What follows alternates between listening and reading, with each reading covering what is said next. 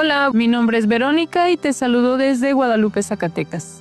El día de hoy los invito a que aprendamos juntos el versículo para memorizar que se encuentra en Éxodo 14, 13 y 14. Pero Moisés dijo al pueblo: no teman, manténganse tranquilos y verán la salvación que el Señor les dará hoy. Porque esos egipcios que hoy ven, nunca más los verán. El Señor peleará por ustedes. Estén tranquilos. Que Dios los bendiga, amigos. Durante generaciones, el pueblo de Israel vivió bajo el yugo de la esclavitud egipcia. Sus días transcurrían en la opresión, con pocas esperanzas de redención a la vista. Sin embargo, Dios no olvidó su promesa hecha a los patriarcas, y cuando llegó el tiempo señalado, intervino de forma poderosa. A través de las plagas, no solo manifestó su autoridad sobre Faraón, sino que también desenmascaró la impotencia de los dioses egipcios.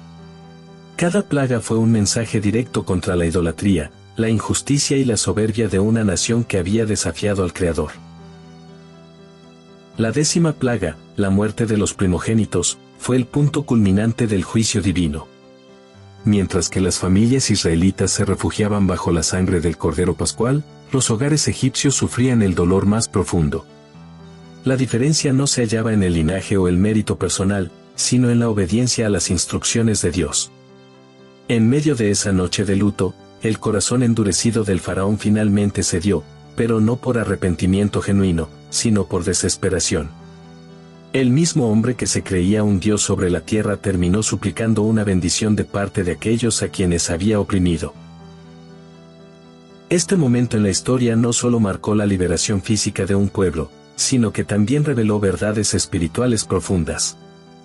Nos habla del carácter de un Dios justo y misericordioso, del valor de la obediencia, y de cómo el orgullo humano puede ser quebrantado por el poder divino. En este contexto, las palabras del faraón, bendíganme a mí también, adquieren un matiz muy particular. Hoy analizaremos este pasaje con atención, buscando no solo comprender lo que ocurrió, sino también aplicar sus lecciones a nuestra propia experiencia espiritual. Bienvenidos, mi nombre es Augusto Palacios y esto es Estudiando la Lección.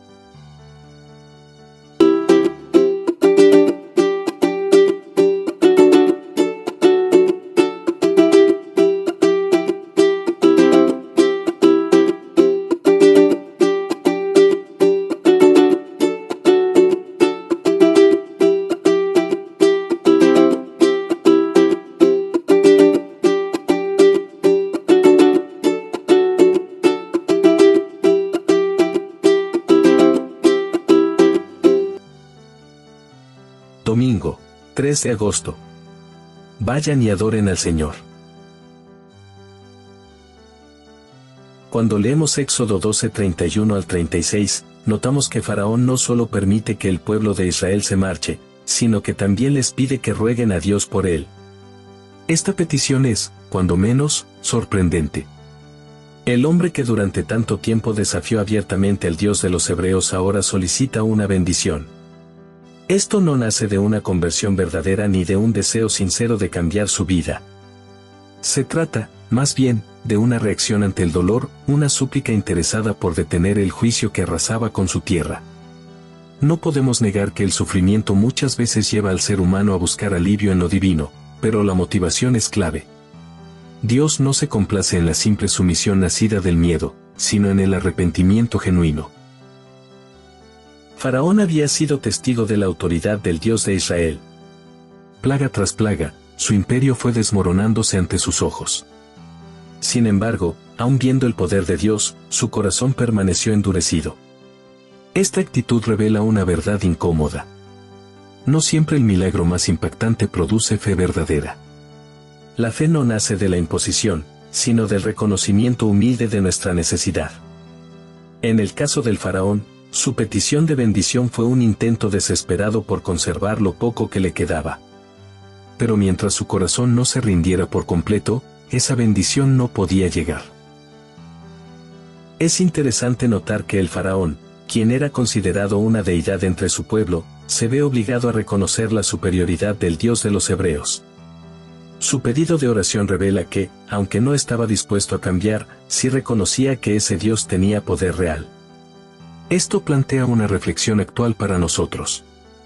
¿Cuántas veces hemos reconocido el poder de Dios sin estar dispuestos a obedecerle por completo? El reconocimiento no equivale a la entrega. Podemos respetar la autoridad divina, pero si no estamos dispuestos a someternos a su voluntad, nuestra experiencia espiritual sigue siendo superficial. El pueblo egipcio, al igual que su rey, también se vio vencido por el temor. Pero a diferencia de Faraón, ellos buscaron una solución más práctica. Querían que los israelitas se fueran cuanto antes. Porque todos moriremos, dijeron. Esta reacción demuestra cuán profundo era el impacto del juicio divino. No se trataba solo de una crisis política o social, era una confrontación directa entre el cielo y una nación que se había burlado de la justicia. Y ante tal conflicto, la única opción viable era dejar partir al pueblo de Dios. En esa noche trágica, Egipto reconoció que no podía resistir más. Por su parte, los israelitas no salieron con las manos vacías. Dios había preparado el corazón de los egipcios para que entregaran objetos valiosos, como compensación por siglos de trabajo forzado. Esto no fue un acto de rapiña, sino una restitución divina. La esclavitud no solo había desgastado físicamente al pueblo hebreo, sino que también había socavado su dignidad. Ahora, al partir, llevaban consigo recursos para sostenerse en el camino. El Dios que los liberaba también se encargaba de proveer para sus necesidades futuras. Esta lección nos recuerda que la provisión de Dios no es improvisada, Él conoce nuestro recorrido y suple incluso antes de que surja la necesidad. El éxodo de Egipto fue, por tanto, mucho más que una liberación política. Fue un acto de redención con implicaciones espirituales profundas. La sangre del Cordero Pascual, la obediencia al mandato divino, la fe expresada en acción, todo apuntaba a una enseñanza mayor. La salvación viene de Dios, pero requiere una respuesta humana. Y así como los israelitas salieron hacia la libertad física, nosotros hoy somos llamados a salir de nuestra esclavitud espiritual.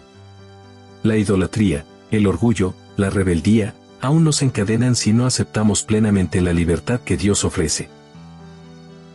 Finalmente, el pedido del faraón. Bendíganme a mí también, permanece como un eco que atraviesa los siglos. Es el clamor de aquellos que, en medio del dolor, reconocen su necesidad de Dios, pero que aún no comprenden la profundidad del arrepentimiento. Esta historia nos confronta con una pregunta esencial. ¿Buscamos a Dios solo para que detenga el mal que nos aflige, o deseamos caminar con Él, aun cuando eso implique rendir nuestra voluntad? La adoración verdadera no nace del miedo, sino del amor y la confianza. Que nuestra búsqueda de Dios no sea una reacción momentánea, sino una entrega constante, nacida de la comprensión de quién es Él y cuánto nos ama. Te invito a seguirme en mis redes sociales, Facebook, Instagram, Threads y Twitter, donde cada día, de domingo a viernes, publicamos 2 preguntas en punto de las 2 de la tarde y las 8 de la noche. Estas preguntas están diseñadas para reforzar nuestro aprendizaje y generar retroalimentación. Tus comentarios son valiosos y enriquecen nuestro estudio. Únete a la conversación y comparte tus reflexiones con nuestra comunidad.